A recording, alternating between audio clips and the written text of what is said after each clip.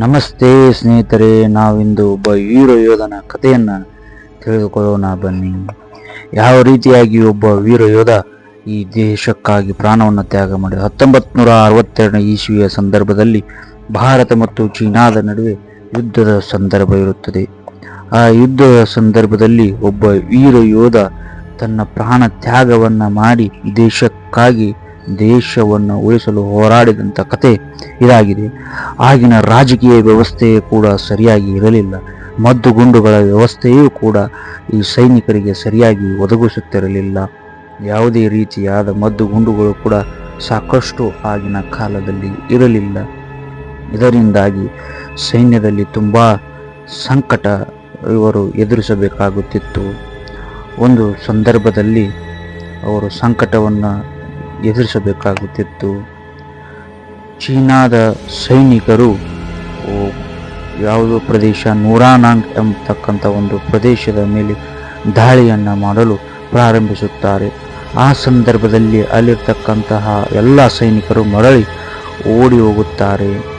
ಸೈನಿಕರ ಒಂದು ವ್ಯವಸ್ಥೆ ತುಂಬ ಕಡಿಮೆ ಇದ್ದುದರಿಂದ ಚೀನಾ ಸೈನಿಕರು 400 ಚೀನಾ ಸೈನಿಕರು ಬರುತ್ತಿದ್ದುದನ್ನು ನೋಡಿ ಮರಳಿ ಹೋಗುತ್ತಾರೆ.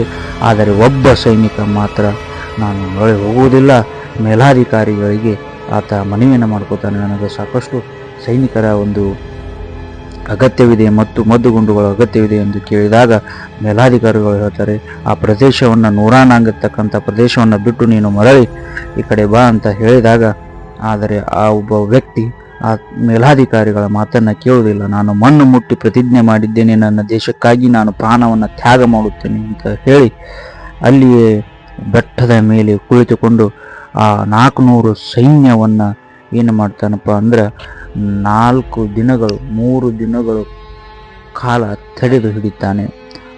ತಡೆದು ಹಿಡಿದ ಸೈನಿಕರು 3ನೇ ದಿನಕ್ಕೆ ಡ್ರೋನನ್ನು ಹಾಕ್ತಾರೆ. ಆ ಡ್ರೋನ್ ಮೂಲಕ ಅಲ್ಲಿ ಕಂಡಿದ್ದು ಒಬ್ಬ ವ್ಯಕ್ತಿ, ಒಂದು ಬೆಟ್ಟದ ಬೇರೆ ಬೇರೆ ಮೂಲೆಗಳಿಂದ ಕುಂತು ಫೈರಿಂಗ್ ಮಾಡ್ತಕ್ಕಂಥ ವ್ಯಕ್ತಿ ಒಬ್ಬನೇ ಆಗಿದ್ದುದನ್ನು ಕಂಡು ಆಶ್ಚರ್ಯಚಕಿತರಾಗಿ ಆತನನ್ನು ಚೀನಾಕ್ಕೆ ಕರೆದುಕೊಂಡು ಹೋಗಿ ಬಂಧಿಸಿ ಆತನ ರುಂಡವನ್ನು ಕಡಿಯುತ್ತಾರೆ. ಅಲ್ಲಿಗೆ ಆತನ ವೀರ ಯೋಧನ ಮರಣವಾಗುತ್ತದೆ.